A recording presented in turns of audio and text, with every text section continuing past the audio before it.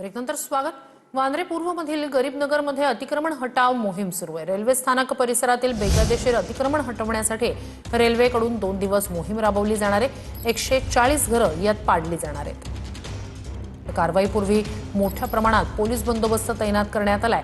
कारवाईपूर्वी notice देण्यात आलेली नाही अशी प्रतिक्रिया इथल्या नागरिकांनी दिली आहे। तर घराच्या बदल्यात दुसरं घर द्या अशी मागणी इथल्या रहिवाशांनी केली आहे।